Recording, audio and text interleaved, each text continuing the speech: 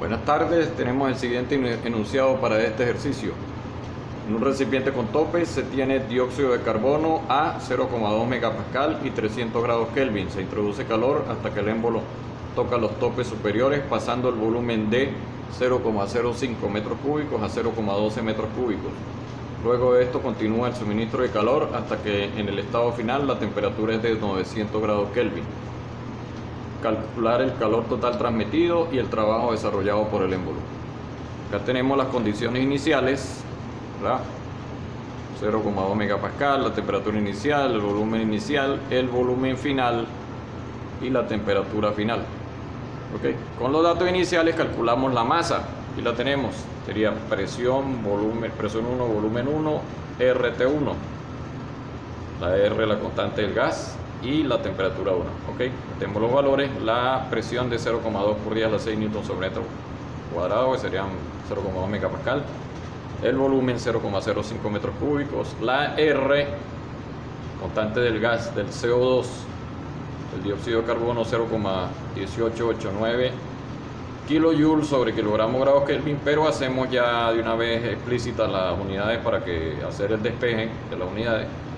Entonces queda 0,1889 por 10 a la 3 newton por metro sobre kilogramo grados Kelvin. Y la temperatura 300 grados Kelvin. La masa me va a dar 0,1765 kilogramos. No tenemos las condiciones del estado 2, calculamos la temperatura.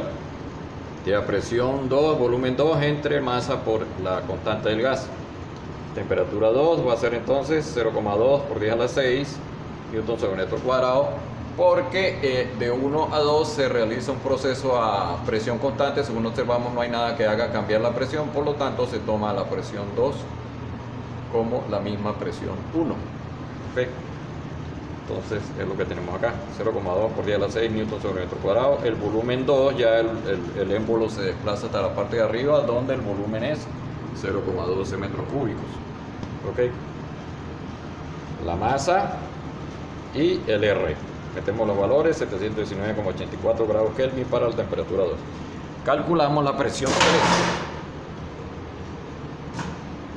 3, donde vamos a tener la ecuación de estado, presión 3, volumen 3, igual a MRT3. ¿Okay? La presión 3 va a ser entonces la masa, 0,1765, el R, que ya lo tenemos por aquí, y la temperatura de 900 Kelvin. Y dividiendo el volumen de 0,12 metros cúbicos, que es el volumen final. Con eso calculamos la presión en 3, que es 0,25 megapascal. Ok. El calor total va a ser el que se produce en el proceso de 1 a 2, que es a presión constante, más el que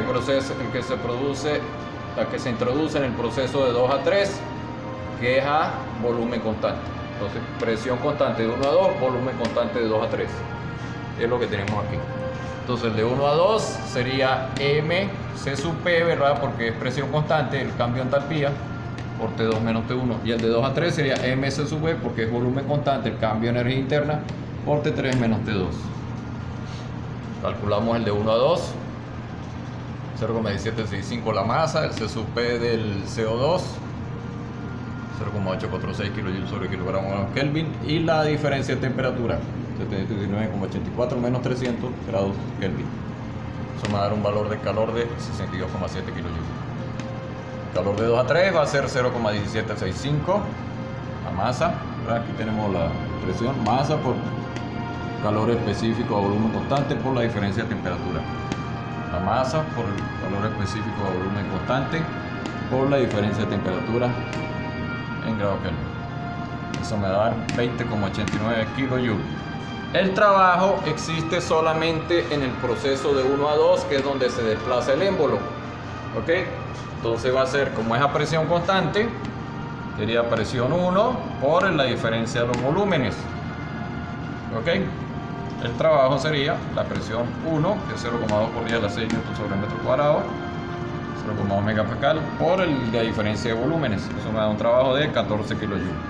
Luego tenemos el esquema, lo tenemos aquí, donde trabajamos de 1 a 2 a presión constante, es donde hay trabajo, el área bajo la curva no nos podemos olvidar que es el trabajo del área bajo la curva, el diagrama presión-volumen es el trabajo, y de 2 a 3A, volumen constante, donde solo tenemos una presurización de 0,2 a 0,25 megapascal.